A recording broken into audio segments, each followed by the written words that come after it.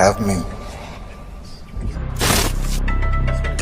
வெளியே வந்தாங்க என்ன ஆனாங்க எங்க போனாங்க யாருக்கு வேலையை மட்டும் பாரு. Assalamualaikum guys. Oke, kembali lagi bersama Draft Movie Review. Piye kabar Re? Terima kasih buat para penonton setia Draft Movie dimanapun kalian berada. Semoga kalian semua selalu sehat ya. Kali ini Draft Movie sudah merangkum sebuah film yang berjudul Iraivan. Bagaimana keseruan filmnya? Gak perlu banyak basa-basi, ini dia alur ceritanya.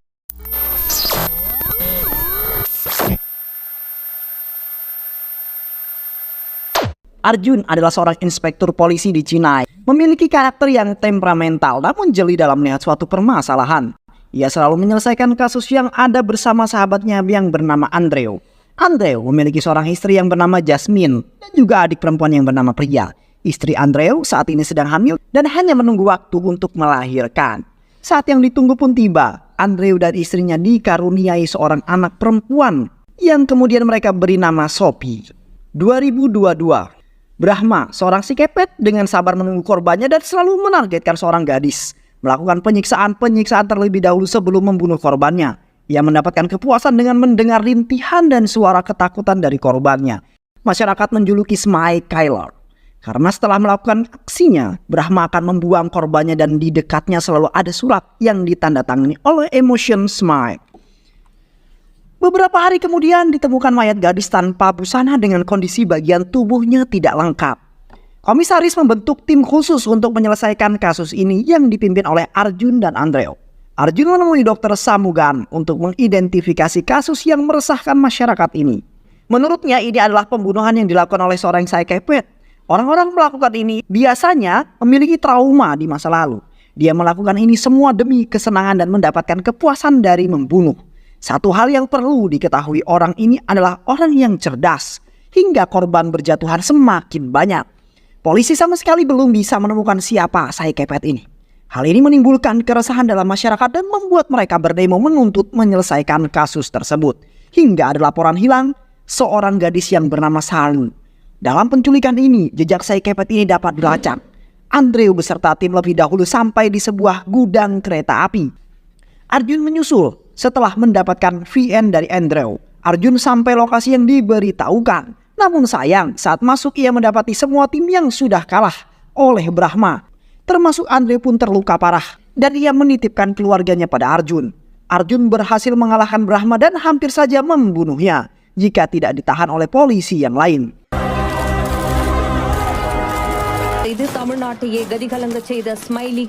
Di rumah sakit, Andreu mendapatkan pertolongan namun nyawanya tidak tertolong. Andreu menghembuskan nafas terakhir dalam melaksanakan tugasnya. Arjun terus menyalahkan dirinya karena saat menggerebekkan ia tidak bersama Andreu untuk melindunginya. Doa bersama untuk Andreu pun dilakukan di rumahnya. Arjun kemudian meminta kepada Priya untuk berbicara kepada Jasmine agar diizinkan tinggal untuk beberapa hari di rumahnya. Rasa bersalah yang terus ia rasakan membuat Arjun kemudian memutuskan berhenti dari kepolisian dan fokus pada keluarga Andreu.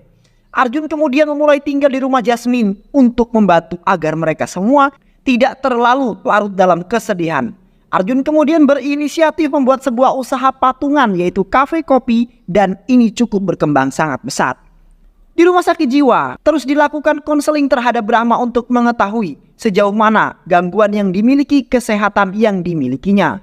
Brahma mengatakan ia hanya mengikuti suara yang ia dengar yang memerintahkan untuk membunuh.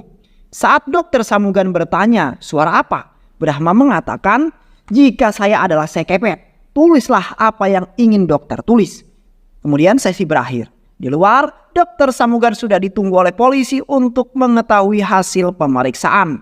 Hasil pemeriksaannya normal sebagai psikopat dan Dr. Samugan kemudian menyarankan untuk memindahkannya esok hari saja.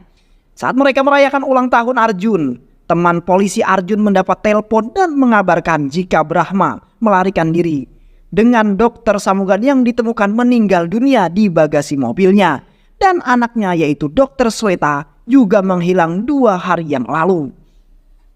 Keesokan harinya jasad Sweta ditemukan di dalam hutan. Berita ini kemudian tersebar dengan cepat jika Sweta adalah anak dari Dr. Samugan yang merawat Brahma. Untuk menyelesaikan ini, komisaris kemudian menunjuk Inspektur Frank dan Inspektur Manny. Media massa menghimbau agar gadis-gadis muda untuk sementara ini tidak keluar rumah pada malam hari untuk menghindari hal yang tidak diinginkan. Kembali terjadi kemudian penculikan. Seorang gadis yang mengendarai motor pada malam hari. Motornya ditabrak dan ia terjatuh. Tak ada yang menolong karena kondisi jalan yang sangat sepi. Polisi terus melakukan koordinasi dan terus mencari petunjuk hingga saat mereka mengadakan rapat, Inspektur Manny jatuh pingsan. Segera dilarikan ke rumah sakit dan didiagnosa serangan jantung.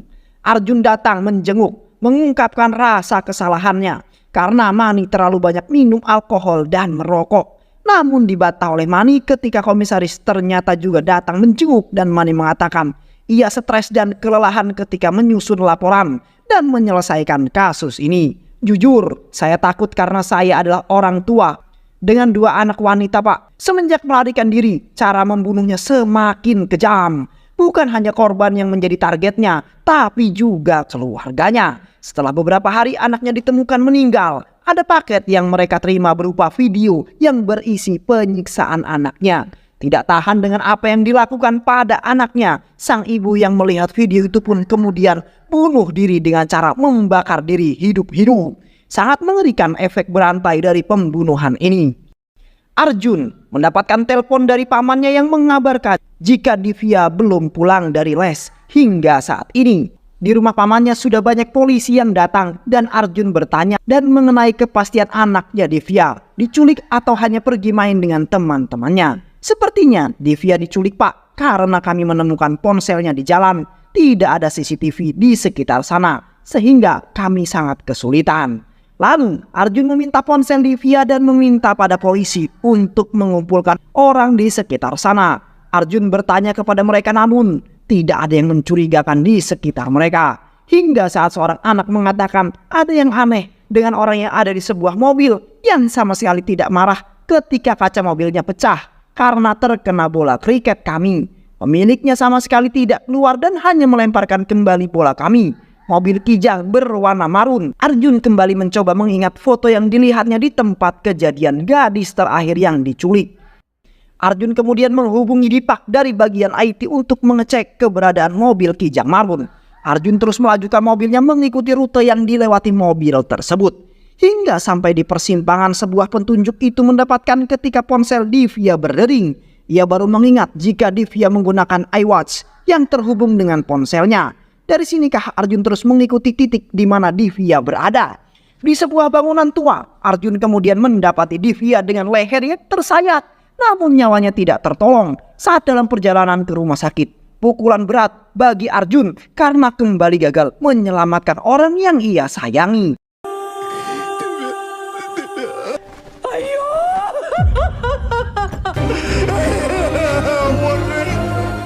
Komisaris memanggil Arjun karena ia mendapat laporan yang mengatakan jika Arjun bertindak seolah-olah dia masih seorang polisi. Komisaris bertanya pada Frank, ada perkembangan apa? Ini Salu, kami menemukan fotonya di sana. Satu-satunya korban yang selamat. Melihat ini, komisaris bertanya pada Arjun, seorang saikepet tidak akan pernah melepaskan korbannya. Dia pasti sudah menculiknya. Dan benar, kabar itu kemudian diterima oleh Inspektur Frank melalui sambungan teleponnya. Frank kemudian mendatangi Ganesh, pacar dari Salu. Ganesh bercerita jika ialah yang memberitahu peristiwa penculikan 1 tahun yang lalu. Aku mengikutinya. Salu tidak takut kematian, yang dia inginkan adalah seks. Ganesh melihat mereka melakukan hubungan terlarang dan Brahma tidak jadi membunuhnya. Sepertinya dia juga tertarik pada Salu. Jangan khawatir, Salu pasti kembali. Media massa kemudian menayangkan berita penyekapan Salu. Saat ini Arjun sudah menuju tempat penyekapan. Salu di gudang tua 1 tahun yang lalu. Di kantor polisi, Frank kemudian memberi perintah pada anak buahnya untuk tembak di tempat dan mereka menuju gudang tua tersebut. Arjun lebih dulu sampai dan bertemu dengan Brahma. Terjadilah kemudian perkelahian yang sangat sengit. Arjun memaksakan agar Brahma memberitahu siapa yang melakukan pembunuhan dan menggunakan namanya. Namun Brahma tidak mau memberitahu kepada Arjun. Saat polisi datang, Brahma mengatakan jika ia akan tetap menang walaupun ia sudah tidak ada. Brahma berlari ke arah Salu, namun polisi menembakkan peluru panasnya dan mengenai dada Brahma, juga lengan Salu. Brahma tewas di tempat. Namun ini semua belum berakhir karena Brahma memiliki pengganti. Arjun bersama Mani mendatangi tempat ditemukannya jasad gadis dengan ciri pembunuhan sama dengan yang Brahma lakukan. Hal ini semakin menguatkan asumsi Arjun. Gadis ini adalah foto model di studio Ganesh. Ditemukan di pinggir sungai, Brahma dan pelaku memiliki hubungan yang sangat erat berdasarkan kesamaan perilaku menyimpangnya. Kembali beberapa paket dikirimkan di kantor beberapa e-news. Namun paket itu dikirim ke rumah tetangga yang baru. Disampaikan ke rumah Divya. Ayah Divya kemudian mengunci pintu dan melihat rekaman video penyiksaan Divya. Tak tahan dengan apa yang dilihatnya, ayah Divya kemudian memutuskan memotong nadi di pergelangan tangannya. Istri yang khawatir karena suaminya tidak kunjung keluar akhirnya menelpon Arjun. Arjun datang dan langsung mendobrak pintu. Namun terlambat karena pamannya sudah menyusul Divya, putri kesayangannya. Di kantor polisi, komisaris berbicara dengan Frank. Dan Frank mengatakan jika ia mencurigai dua orang. Yang pertama adalah Ganesh, sang fotografer. Gadis yang kemarin kita temukan adalah modelnya. Dan dia juga pacar Salu. Waktu kami mendatangi studionya, kami menemukan beberapa foto dan juga potongan koran yang berhubungan dengan pembunuhan yang terjadi. Lalu siapa tersangka kedua? Maaf komisaris, itu adalah Arjun. Kita bekerja dengan bukti, terus selidiki Ganesh. Arjun kembali menerima teror surat dari Smile Kailing. Hal ini kemudian membuat Arjun pergi mengunjungi penjara dan melihat bukti kunjungan. Ia ingin tahu siapa saja yang datang mengunjungi Brahma. Kenapa hanya ada data pengacara saja? Sipir mengatakan jika pastor datang mengunjungi Brahma, jika ia juga mengunjungi napi yang lain, jadi tidak terdata dalam kunjungan Brahma. Biasanya pastor datang bersama dengan asistennya. Arjun mengunjungi pastor di gereja dan bertanya dengan siapa biasanya pastor datang ke penjara. Terkadang aku datang dengan Babu, dia ada di luar sekarang. Babu adalah orang yang pernah Arjun tangkap 1 tahun yang lalu saat mereka akan menangkap Brahma. Dia di penjara karena berada di tempat yang salah, walaupun dia tidak bersalah. Babu ketakutan ketika melihat Arjun. Ia takut jika akan ditangkap lagi dan mengalami penyiksaan. Arjun membawa Babu pergi ke sebuah bangunan kosong dan memaksa Babu untuk mengaku melakukan pembunuhan. Arjun mematahkan 1 jari tangan Babu. Saat ini polisi datang karena mendapatkan telepon dari pastor. Babu yang ketakutan kemudian mengaku jika ialah yang melakukan pembunuhan. Frey menenangkan Babu dan mengatakan jika tidak ada nada yang menyakitkan jika ia berkata jujur. Babu kemudian menceritakan jika ia melihat Arjun membawa Salu. Komisaris, Mani, Frank dan Arjun berada di ruangan lain dan komisaris mengatakan apa motif Arjun melakukan penculikan itu. Arjun menjelaskan ia menculik Salu untuk memancing Brahma. Jika Brahma sudah keluar maka kita bisa menangkap pembunuh peniru ini. Aku mengikatnya di gudang tempat Salu ditahan 1 tahun yang lalu dan aku juga yang mengirimkan video itu ke media. Babu dipanggil ke ruangan mereka. Ditanya apa yang dilakukannya di rumah Salu. Ia mendapatkan perintah dari Ganesh untuk mengirimkan foto. Dan saat itulah aku melihatnya tuan. Saya tidak memberitahu polisi karena takut. Justru saya yang akan ditahan karena saya adalah seorang mantan narapidana. Pastor yang cemas dengan keadaan Babu menyusul ke tempat Babu berada. Dengan membawa wartawan dan berita ini membuat banyak yang bersimpati pada Babu. Di rumah sakit tempat Salu dirawat, Ganesh datang dan menyuntikkan obat bius ke suster yang merawat Salu dan membawa Salu dari rumah sakit. Setelah sampai di studionya, Ganesh memberitahu Salu jika Sai Kepet itu adalah Babu, asistennya. Namun Salu tidak peduli dengan apa yang dikatakan Ganesh. Salu memaksa akan pulang dan Ganesh yang panik mulai melakukan kekerasan sehingga Salu menusuk leher Ganesh dengan garpu. Saat ini Babu datang dan menculik Salu dan memasukkan mayat Ganesh ke dalam lemari pendingin. Komisaris mengadakan konferensi pers dengan kelihatan blitz dari kamera. Wartawan ini akhirnya Arjun dapat mengingat jika ia pernah melihat Babu dalam acara pesta ulang tahun Divya. Babu di sana sebagai fotografer. Arjun pergi dari acara konferensi pers dan pergi ke studio milik Ganesh. Menggeledah seluruh ruangan hingga akhirnya ia menyalakan komputer dan melihat seluruh isinya. Ternyata Babu masih ada di sana, terus berusaha memancing emosinya. Babu semakin menunjukkan sifat tidak warasnya. Lalu ia mengunci Arjun dalam ruangan. Babu menceritakan awal mula ia bertemu dengan Pastur Sebastian dan mulai saat itu ia menjadi asisten dari Pastur Sebastian ketika mengunjungi tahanan lain, dan aku juga pertama kali bertemu Brahma ketika pengacara dan pastur mengunjunginya. Brahma yang melihat potensi membunuh dalam diriku dan dia mengajarkan bagaimana cara menikmati rasanya membunuh dengan contoh membunuh nyamuk. Itu bukan hanya nyamuk, tapi makhluk yang bernyawa, dan mendengarkan suara jeritan terakhir mereka akan membuat kita puas.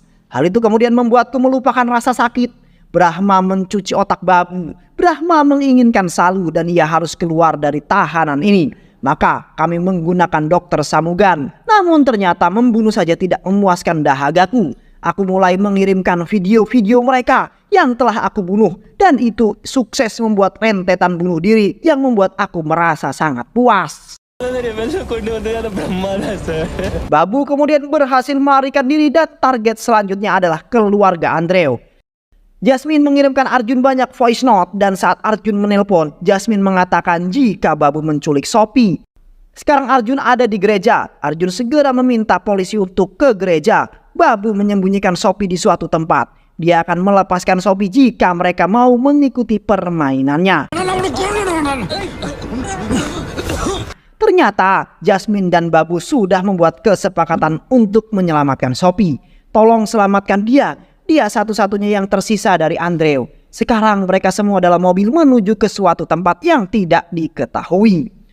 Di tengah jalan, Babu kemudian ingin melakukan permainan 1, 2, and 3. Terus berulang hingga saat Jasmine mengatakan jika ia menitipkan tasbih untuk diberikan pada Sophie.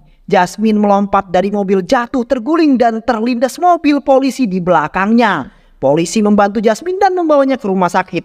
Arjun marah dan menembakkan peluru pada Babu, namun teringat Sophie. Babu dan Arjun sampai di pabrik tua. Arjun memukuli Babu dan bertanya, di mana pria? Babu mengatakan ingin sekali saja memukul Arjun dan akan memberitahu di mana pria. Arjun terdiam dan menerima pukulan dari Babu. Babu menunjuk tumpukan sampadahan saat Arjun berlari. Babu menembakkan senjatanya. Arjun kira itu adalah pria, ternyata itu adalah Salu. Pria datang tidak lama. Arjun bersyukur pria selamat dan pria mengatakan jika Babu menelponnya dan memintanya untuk datang, kita harus menyelamatkan Sophie. Di dalam pabrik, Sophie kemudian ditodong dengan pisau.